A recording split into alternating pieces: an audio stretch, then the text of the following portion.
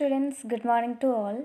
Students, in the last class we were discussed the chapter or a beautiful poem Stammer by Sachidanandan.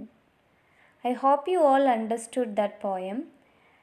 Today we are going to discuss about the unit 4. The title of unit 4 is Live and Let Live.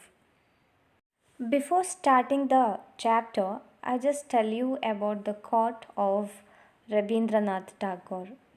The quote is like this: "The highest education is that which does not merely gives us information, but makes our life in a harmony with all existence."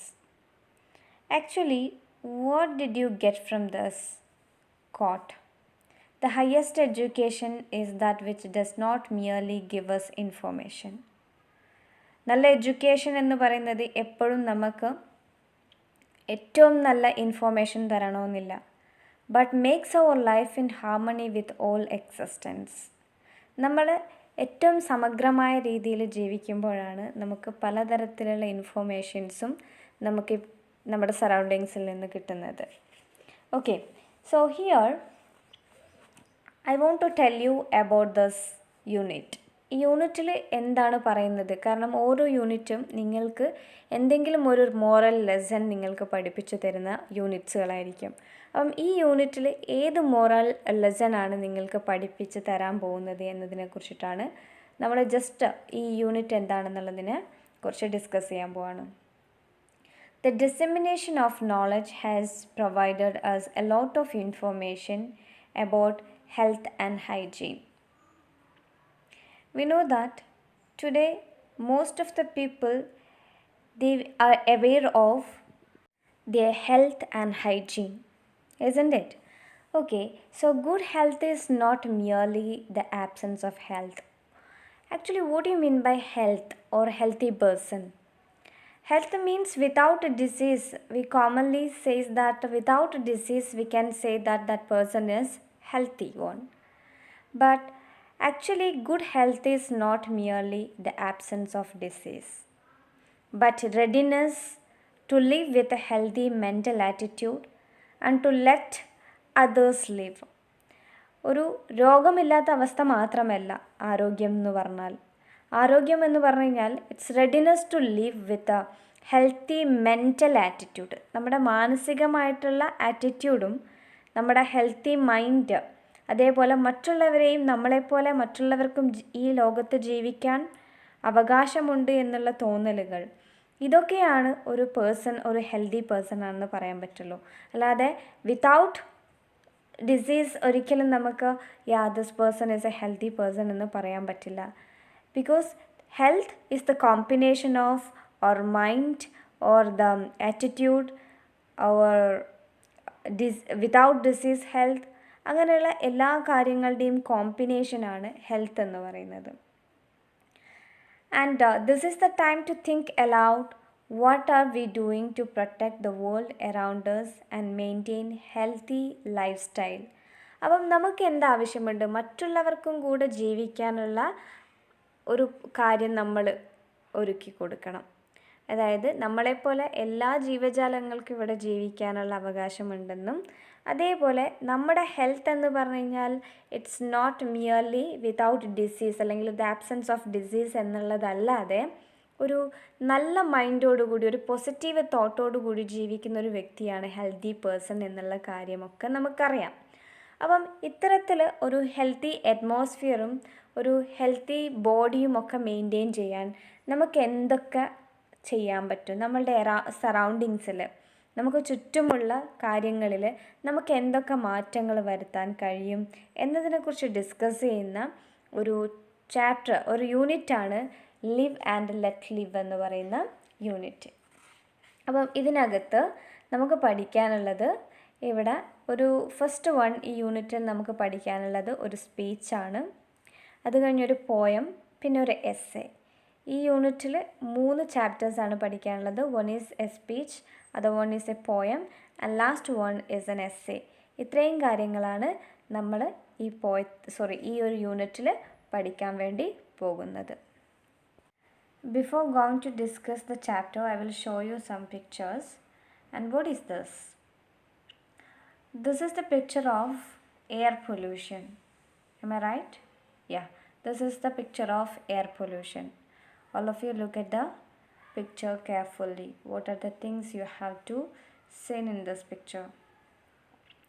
Okay, then this is water pollution. Can you think what are the causes of all this pollution? So, the pollution is the biggest problem of our earth. And we know that the people, they are using so many things for their better life, and all these things are affected the nature very brutally. So we want to avoid all these things. And here is also one more picture. This is, we can see that soil pollution or earth pollution. So many plastics are there. And we always trying to make our life in a better way, as the same way our nature is going in its worst way. നമ്മളുടെ life ഏറ്റവും better ആയിട്ടുള്ള രീതിയിലേക്ക് കൊണ്ടുപോകുന്ന സമയത്ത് നമ്മുടെ ഭൂമി അല്ലെങ്കിൽ നമ്മുടെ നേച്ചർ അതിൻ്റെ ഏറ്റവും വേസ്റ്റ് ആയിട്ടുള്ള ആ ഒരു ഫോമിലേക്കാണ് മാറിക്കൊണ്ടിരിക്കുന്നത്. Then this is also a picture of soil erosion. മണ്ണൊലിപ്പിൻ്റെ ഒരു പിക്ചറാണ് ഇവിടെ കൊടുത്തിരിക്കുന്നത്. അപ്പം എന്തുകൊണ്ടാണ് ഈ ഒരു സോയിൽ ഇറോഷൻ സംഭവിക്കുന്നതെന്ന് നിങ്ങൾക്കറിയാം. സോയിൽ ഇറോഷൻ്റെ മെയിനായിട്ടുള്ള കാരണം എന്താണ്? ഡിഫോറസ്റ്റേഷൻ, അതായത് വനങ്ങൾ വെട്ടി നശിപ്പിക്കുക എന്നതിനെയാണ് നമ്മൾ ഡിഫോറസ്റ്റേഷൻ എന്ന് പറയുന്നത്. ഓക്കെ, ഇത് ഡിഫോറസ്റ്റേഷൻ്റെ ഒരു പിക്ചറാണ്. ഈ ഡിഫോറസ്റ്റേഷൻ കൂടുമ്പോഴാണ് നമുക്ക് സോയിൽ ഇറോഷനും കൂടുന്നത്. അതായത് മണ്ണിൽ വേരുകൾ മണ്ണിനെ പിടിച്ചു നിർത്തുന്നത് കൊണ്ടാണ് സോയിൽ ഇറോഷൻ സാധാരണഗതിയിൽ കുറയുന്നത്. അപ്പോൾ സോയിൽ ഇറോഷൻ കൂടുന്നത് എന്തുകൊണ്ടാണ്? ബിക്കോസ് എന്തുകൊണ്ട്? ഈ ഒരു deforestation കൂടുന്നതുകൊണ്ട്. So here we have seen so many pollutions, the picture of pollutions. Soil erosion is there, air pollution, water pollution, earth pollution, deforestation, drying up of rivers, droughts. These are the biggest hazards we facing today. നമ്മൾ ഇന്ന് അനുഭവിക്കുന്ന വലിയ ഹസാർഡ്സുകൾ, വലിയ അപകടങ്ങളാണ് ഇപ്പം ഞാൻ പിക്ചറിൽ നിങ്ങൾക്ക് കാണിച്ചു തന്നതൊക്കെ. അപ്പം എന്തൊക്കെ പൊല്യൂഷൻസുകളാണുള്ളതെന്ന് നിങ്ങൾക്കിപ്പോൾ മനസ്സിലായിട്ടുണ്ടാവും. Air pollution, soil pollution, water pollution, earth pollution and some hazards like deforestation, drying up of rivers, droughts. ഇതൊക്കെയാണ് നമ്മൾ ഇന്ന് ഫേസ് ചെയ്യുന്ന ഏറ്റവും ബിഗ്ഗസ്റ്റ് ആയിട്ടുള്ള പ്രോബ്ലംസ്. ഈ പ്രോബ്ലംസിൻ്റെയൊക്കെ കാരണക്കാർ മനുഷ്യർ തന്നെയാണ് എന്നുള്ളത് കാര്യം നമുക്ക് വ്യക്തമായിട്ട് അറിയാൻ പറ്റും. So here I am asking you some of the questions. Do we do anything to avoid these hazards? ഈ അപകടങ്ങൾ ഉണ്ടാകാതിരിക്കാൻ നമ്മൾ എന്തെങ്കിലും കാര്യങ്ങൾ ചെയ്യാറുണ്ടോ എന്നാണ് ചോദിക്കുന്നത്. എന്തെങ്കിലും കാര്യങ്ങൾ നമ്മൾ ഈ ഹസാർഡ്സ് ഒഴിവാക്കാൻ ചെയ്യാറുണ്ടോ? So some of the people they were doing many things. They do many things to avoid these hazards. But they are not enough. ഇല്ലേ, കുറച്ച് ആൾക്കാർ എന്തൊക്കെയോ ചെയ്യുന്നുണ്ട് നമ്മുടെ ഈ ഹസാർഡ്സൊക്കെ മാറിക്കിട്ടാൻ വേണ്ടി. പക്ഷെ അവർ മതിയാവില്ല, അവർ മാത്രം പോരാ. Even now people have not realized the risk they may have to face from these hazards. ഇന്നും ചില ആൾക്കാർക്ക് നമുക്കുണ്ടാവുന്ന നഷ്ടങ്ങളെ പറ്റിയിട്ട് യാതൊരു ബോധവുമില്ലാത്ത ആൾക്കാരുണ്ട്. ഇനി ഒരു 10 വർഷം കഴിഞ്ഞാൽ ഈ ഭൂമി ഇതുപോലെ ഉണ്ടാവില്ല എന്നുള്ള ആ ഒരു ബോധം ഇപ്പോഴും വരെ വരാത്ത എത്രയോ ആൾക്കാർ നമ്മുടെ കൂട്ടത്തിലുണ്ട്. They pollute their soil, water and air. Through deforestation, they allow droughts to happen and consequent desertification. അതായത് നമുക്കറിയാം, ഡിഫോറസ്റ്റേഷനിലൂടെ നമുക്ക് മഴ ലഭിക്കുന്നത് കുറയുന്നു, സോയിൽ ഇറോഷൻ കൂടുന്നു. ഇതൊക്കെ നമുക്ക് സംഭവിക്കുന്നത് ഈ ഡിഫോറസ്റ്റേഷൻ കൂടുന്നത് കൊണ്ടാണ്, വനനശീകരണം കൂടുന്നത് കൊണ്ടാണ്. Only when the common people are made aware of this hazards, they will improve. നമ്മൾ എന്താണ് ചെയ്യേണ്ടത്?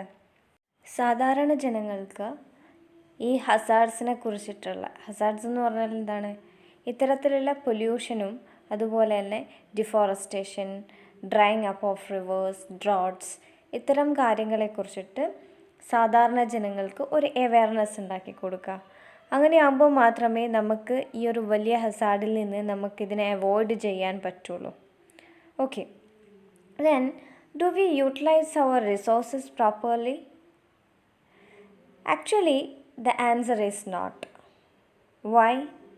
Because some resources we overuse, but some are left untapped. നമ്മൾ ചില റിസോഴ്സുകൾ ഓവറായിട്ട് യൂസ് ചെയ്യുന്നുണ്ട്, ചില റിസോഴ്സുകളാണെങ്കിൽ നമ്മൾ യൂസ് ചെയ്യാറേ ഇല്ല. We dig the earth and take out all the coal, minerals and oil, isn't it? We overuse our forests, destroying them. We overuse our land, making it infertile. But we don't seem to utilize the solar energy from wind and waves of the sea. So nowadays we know that most of the people, they are overusing forest and they are digging up the earth and they take out of all coals, minerals and oils. But we don't seem to utilize the solar energy. We don't seem to utilize the energy from the waves, energy from the wind. So these are the energy we can use whatever we want. But all the people, they overuse the forest and destroying them. Continuously they are depending upon the forest. So the overuse of this kind of things, it will create hazards. അപ്പം ഇങ്ങനെ നമ്മൾ ഒരേ കാര്യം over use ചെയ്യുന്ന സമയത്താണ് നമുക്ക് ഒരുപാട് ഹസാർഡ്സുകൾ, അപകടങ്ങൾ, അതുപോലെ ഇത്തരത്തിൽ നേച്ചറിന് വലിയ വലിയ ഭീഷണികളാവുന്നത്. എന്തുകൊണ്ടാണ്? Because we are over using all those things. അല്ലെങ്കിൽ നമ്മൾ ഓവർ യൂസ് ചെയ്യുന്ന നമ്മുടെ എനർജി റിസോഴ്സുകൾ നമ്മൾ ഇത്രയും ഓവർ യൂസ് ചെയ്യുന്നത് കൊണ്ടാണ് നമുക്ക് പലതരത്തിലുള്ള ഹസാർഡ്സുകൾ സംഭവിക്കുന്നത്. നമുക്കറിയാം, തമിഴ്നാട്ടിലാണ് കൂടുതലായിട്ടും എന്തുള്ളത്, വിൻഡ് എനർജി നമ്മൾ യൂസ് ചെയ്യുന്നുണ്ട്. But in all the sense എല്ലായിടത്തും നോക്കുമ്പോൾ വളരെ സ്മോൾ എമൗണ്ട് അല്ലെങ്കിൽ വളരെ ചെറിയ പെർസെൻറ്റേജ് മാത്രമേ നമ്മൾ ഇതുപോലുള്ള എനർജി യൂസ് ചെയ്യുന്നുള്ളൂ. അല്ലെങ്കിൽ മൊത്തം യൂസ് ചെയ്യുന്നത് എന്താണ്, നമ്മൾ കോൾ മൈനിങ് ആണ് കൂടുതൽ ചെയ്യുന്നത്, അല്ലെ, ഖനനമാണ് കൂടുതൽ ചെയ്യുന്നത്. അതുപോലെ നമ്മൾ ഫോറസ്റ്റിനെയാണ് കൂടുതൽ ഡിപ്പെൻഡ് ചെയ്യുന്നത്. അപ്പോൾ കണ്ടിന്യൂസ് ഓവർ യൂസ് ചെയ്യുന്ന സമയത്ത് it will effect whole world, അല്ലേ, വേൾഡ്, നേച്ചർ, യൂണിവേഴ്സ് എല്ലാറ്റിനെയും എഫക്റ്റ് ചെയ്യുന്ന ഒരു കാര്യമാണ്. Now it is we know that there are ample of diseases are there. പലതരത്തിലെ ഡിസീസുകൾ വരുന്നുണ്ട്.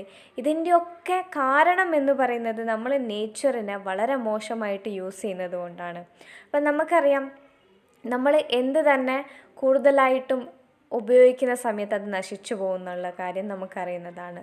ഏർലിയർ പീരീഡ് നമുക്ക് ഏറ്റവും കൂടുതൽ ഉണ്ടായിരുന്നു എന്ന് പറയുന്നത് ഡൈനോസേഴ്സ് ആയിരുന്നു, ഇല്ലേ? അതിന് എന്ത് ചെയ്യപ്പെട്ടിട്ടുണ്ട്? അത് നേച്ചർ തന്നെ അതിനെ ഡിസ്കാർഡ് ചെയ്തിട്ടുണ്ട്. ബിക്കോസ് നേച്ചറിന് അത് വേണ്ടാന്ന് തോന്നുന്ന സമയത്ത് നേച്ചർ അതിനെ ഡിസ്കാർഡ് ചെയ്യും. അതുപോലെ ഹ്യൂമൻ ബീങ്സ് നേച്ചറിന് വളരെയധികം ബുദ്ധിമുട്ടുണ്ടാക്കുന്ന സമയത്ത് ഹ്യൂമൻ ബീങ്സിനെയും ഡിസ്കാർഡ് ചെയ്യാൻ നേച്ചർ എന്താവും, തയ്യാറാവും. സോ നൗ എ ഡേയ്സ് നമ്മൾ പ്രോപ്പറായിട്ട് നമ്മളുടെ റിസോഴ്സുകളെ യൂട്ടിലൈസ് ചെയ്യുന്നില്ല.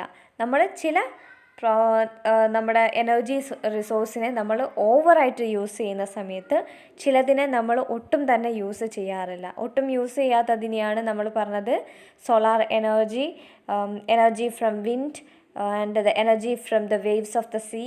ഇതൊക്കെയാണ് നമ്മൾ തീരെ യൂസ് ചെയ്യാത്ത കുറച്ച് എനർജീസ് എന്ന് പറയുന്നത്. സോ ഹിയർ നമുക്ക് കാവു തീണ്ടല്ലേ എന്ന് പറയുന്ന ഒരു ചെറിയൊരു സുഗതകുമാരിയുടെ ചെറിയൊരു പാസേജാണ് നിങ്ങളുടെ ടെക്സ്റ്റ് ബുക്കിനകത്ത് കൊടുത്തിരിക്കുന്നത്. കാവു തീണ്ടല്ലേ എന്ന് പറയുന്ന സുഗതകുമാരിയുടെ ആ ഒരു വർക്കിനകത്തുള്ള ചെറിയൊരു പാസേജ് നമുക്ക് വായിക്കാം. അതിനുശേഷം നമുക്ക് നമ്മുടെ ചാപ്റ്ററിലോട്ടേക്ക് കടക്കാൻ പറ്റും. Okay students, look at the screen. This is a passage from Sugatha Kumari's Kavu Teendalli. So let's read for this. A river in China was dying because of soil erosion. I already told you what is soil erosion. Soil erosion എന്താണ്? മണ്ണൊലിപ്പ് എന്നാണ് soil erosionൻ്റെ Malayalam meaning. So a river in China was dying because of soil erosion. The emperor heard about this and called up experts to discuss ways to rejuvenate the river. So here there is an emperor and who heard all this news, and he called up experts for what? To discuss the ways of rejuvenate or recreate the river. The experts said, the eroded soil deposited on the river beds should be removed and the river should be deepened. So the expert advised, what's their advice? To take up the soils from the river.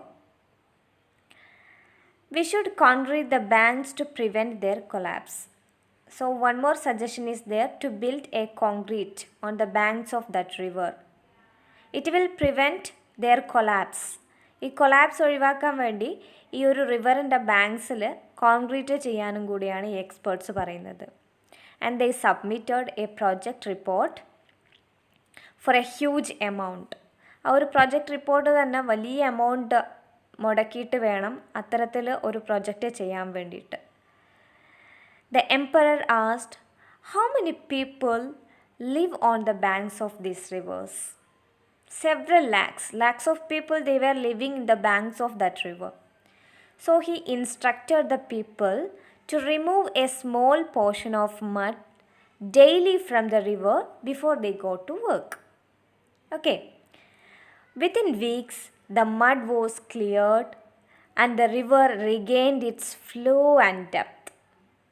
Now each man plant one tree on the banks of the river to prevent the banks from collapsing. So each man, they plant one tree on the banks of that river in order to prevent the banks from collapsing. Collapsing ഒഴിവാക്കാൻ വേണ്ടി ഓരോ വ്യക്തിയും ഈ ഒരു റിവറിൻ്റെ ബാങ്ക്സിൽ എന്ത് നട്ടു കൊടുത്തു? ഓരോ പ്ലാന്റ്, അതായത് ഒരു ട്രീ പ്ലാന്റ് ചെയ്തു കൊടുത്തു. Then he instructed again. What is his instruction? To plant trees on the banks of that river in order to prevent the banks from collapsing. That was also done. And the river continued its fruitful journey. So here we get an idea about the role of human resources is protecting the environment. ഈ ഒരു ചെറിയ പാസേജിൽ തന്നെ നമുക്ക് മനസ്സിലാക്കാൻ പറ്റുന്നത് the role of human beings in order to protect the environment protect ചെയ്യാൻ human ബീയിങ്ങിന് ഉണ്ടാവുന്ന റോൾ എന്താണെന്നുള്ളത് നമുക്ക് ഈ ഒരു പാസേജിലൂടെ മനസ്സിലായി. അപ്പം ലാക്സ് ഓഫ് എമൗണ്ട് ചിലവാക്കേണ്ട സമയത്താണ് ഇത്തരത്തിൽ ഓരോ വ്യക്തിയും ശ്രമിച്ചു കഴിഞ്ഞപ്പോഴാണ് ആ ഒരു റിവർ അതിൻ്റെ ഓൾറെഡി എന്തായിരുന്നു ആ റിവറിൻ്റെ ഷേപ്പ്, അല്ലെങ്കിൽ അതെങ്ങനെയായിരുന്നു, അതിലേക്ക് തന്നെ തിരിച്ചു വന്നു. So the role of human being is very important. Human ബീയിങ്ങിൻ്റെ റോൾ എന്ന് പറയുന്നത് നമുക്ക് ഒഴിച്ചുകൂടാൻ പറ്റാത്തൊരു റോളാണ്. അപ്പം നേച്ചറിനെ പ്രൊട്ടക്റ്റ് ചെയ്യാൻ ഹ്യൂമൻ ബീയിങ്ങിനോളം കഴിയുന്ന വേറൊരാളും ഇല്ല എന്നാണ് പറയുന്നത്. സോ അത് മനസ്സിലാക്കി തരാൻ വേണ്ടിയിട്ടാണ് ഇവിടെ സുഗതകുമാരിയുടെ കാവു തീണ്ടല്ലേ എന്ന് പറയുന്ന ഒരു ചെറിയ പാസേജ് നിങ്ങൾക്ക് പഠിക്കാൻ കൊടുത്തിരിക്കുന്നത്. അത് ജസ്റ്റ് ഒന്ന് എല്ലാവരും നിങ്ങളുടെ ടെക്സ്റ്റ് ബുക്ക് നോക്കിയിട്ട് വായിച്ചു നോക്കുക. അപ്പോൾ അത് വായിക്കുമ്പോൾ തന്നെ നിങ്ങൾക്ക് ആ ഒരു റോൾ ഓഫ് ഹ്യൂമൻ ബീയിങ്സ് മനസ്സിലാക്കാൻ വേണ്ടി പറ്റുന്നതായിരിക്കും. അപ്പോൾ നമ്മളിപ്പോൾ ഡിസ്കസ് ചെയ്യാൻ പോകുന്നത് ഒരു ചെറിയൊരു സ്പീച്ചാണ്. ഈ സ്പീച്ച് ഞാൻ ഓൾറെഡി പറഞ്ഞിട്ടുണ്ട്. The unit is divided in 3 chapters. 3 chapters ആയിട്ടാണ് ഡിവൈഡ് ചെയ്തത്. The first one is A speech, second one is A poem and third one is N essay. അങ്ങനെ 3 ആയിട്ടാണ് ഡിവൈഡ് ചെയ്തിരിക്കുന്നത്. അപ്പം നമുക്ക് ഇപ്പോൾ ഈ ഒരു യൂണിറ്റിൽ ഫസ്റ്റ് പഠിക്കേണ്ടത് when A sapling is planted എന്ന് പറയുന്ന ആ ഒരു ചെറിയൊരു സ്പീച്ചാണ്. അപ്പം നമുക്ക് ആ സ്പീച്ചിൻ്റെ ഒരു ഫസ്റ്റ് പാരഗ്രാഫ് മാത്രം ഇപ്പോൾ ഡിസ്കസ് ചെയ്യാം. Okay, today we are going to discuss about the speech by Wangari Maathai. The speech name is When a Sapling is Planted. The role played by trees is in maintaining the ecological balance in the modern world is great. Here is a Nobel Prize acceptance speech by Wangari Maathai, who nurtures a sensitive and reverential love for nature. ഇന്ന് നമുക്കറിയാം nowadays this is modern world and here we need to maintain our ecological balance. So the role of plants or the role of trees are very important. So here we are going to discuss a Nobel Prize acceptance speech by Wangari Maathai, and who nurtures a sensitive and reverential love for nature. She was immensely loved the nature. So we are going to discuss the speech of Wangari Maathai. This is a kind of Nobel Prize acceptance speech. First of all of you look at the textbook and read the first paragraph of the speech. First of all, I will read it for you and after that I will explain, okay? So here, the first paragraph, Your Majesties, Your Royal Highness, Honorable Members of Norwegian Nobel Committee, Excellencies, Ladies and Gentlemen. So it's usually happened because we know that when we started a speech, we are going to introduce some of the persons that are there. അല്ലേ, ചിലവർക്കിപ്പോൾ നമ്മൾ ഒരു salutation കൊടുത്തിട്ട് മാത്രമാണ് നമ്മളൊരു speech തുടങ്ങാറുള്ളൂ. അപ്പം നമ്മൾ usually സ്പീച്ചൊക്കെ കേൾക്കാറുള്ളതാണ്. അപ്പം നമുക്കറിയുന്ന കാര്യമാണ്. നമ്മൾ എന്ത് ചെയ്യും, ഒന്ന് ഇൻട്രൊഡ്യൂസ് ചെയ്യും എല്ലാവരെയും.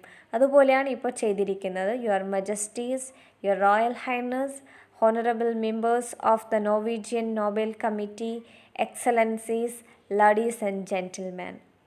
Okay, I am the first African woman to receive this prize.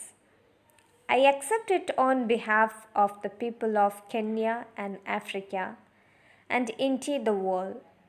I am especially mindful of women and the girl child. I hope it will encourage them to raise their voices and take more space for leadership. So here Wangari Maathai, who started her words like this: I am the first African woman to receive this prize. And she said that she accepted it on the behalf of the people of Kenya and Africa and the whole world. And she especially concerned with women and the girl child. അവൾ കൂടുതൽ consideration കൊടുക്കുന്നത് വിമനും അതുപോലെ തന്നെ ആർക്കുമാണ്, girl ചൈൽഡിനുമാണ്. Why? Because she hoped it will encourage them to raise their voices and become leaders. എന്തുകൊണ്ടാണ് അവൾ ഈ വിമനെയും അതുപോലെ തന്നെ ഗേൾ ചൈൽഡിനും കൂടുതൽ ഇമ്പോർട്ടൻസ് കൊടുത്തത്? അവളുടെ ഈ ഒരു സ്പീച്ച് അല്ലെങ്കിൽ അവളുടെ ഈ ഒരു മൂമെൻ്റ് കൊണ്ട് ഇനിയും ഒരുപാട് സ്ത്രീകൾ മുന്നോട്ടേക്ക് വരാൻ വേണ്ടിയിട്ടും അവരുടെ വോയിസ് റേസ് ചെയ്യാൻ വേണ്ടിയിട്ടുമുള്ള ഒരു ഇൻസ്പിറേഷൻ ആയിക്കോട്ടെ എന്ന് വിചാരിച്ചിട്ടാണ് അവൾ കൂടുതലും സ്ത്രീകളെയും അതുപോലെ കുട്ടികളെയും കൂടുതൽ, പെൺകുട്ടികളെയും കൂടുതൽ കൺസിഡർ ചെയ്യുന്നത്. All of you clear? Okay. Then move on the next paragraph. My inspiration comes from my childhood experiences and observation of nature in rural Kenya.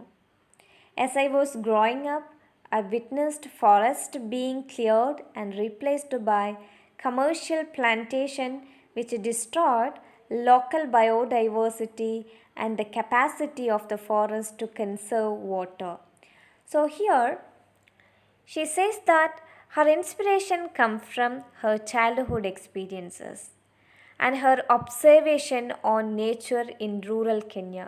Rural means നിങ്ങൾക്കറിയാം, റൂറൽ ഏരിയയിലാണ് വാങ്കരി മത്തായി ജനിച്ചത്, കെന്യയിലെ റൂറൽ പ്ലേസിൽ.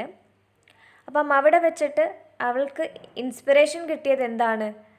ചെറുപ്പം മുതലേ അവൾ നേച്ചറുമായിട്ട് ഒരുപാട് തരത്തിലുള്ള ആ ഒരു അറ്റാച്ച്മെൻ്റ് ഉണ്ടായിരുന്നു.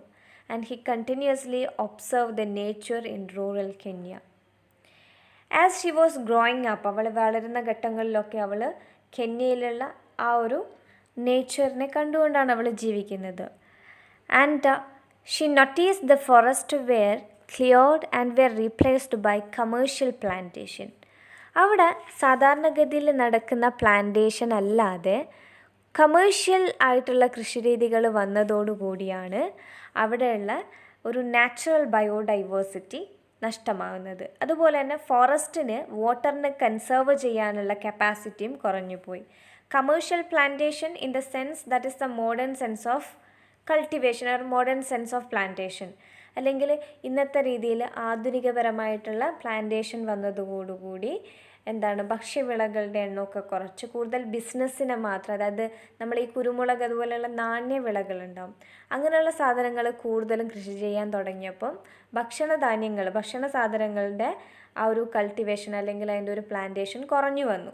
അങ്ങനെ കുറഞ്ഞു വന്നതോടുകൂടിയാണ് നാച്ചുറൽ ബയോഡൈവേഴ്സിറ്റി ഡിസ്ട്രോയ് ചെയ്യപ്പെടുകയും അതുപോലെ ഫോറസ്റ്റിന് വാട്ടറിനെ കൺസേർവ് ചെയ്യാനുള്ള കപ്പാസിറ്റി കുറഞ്ഞു പോവുകയും ചെയ്യുന്നത്.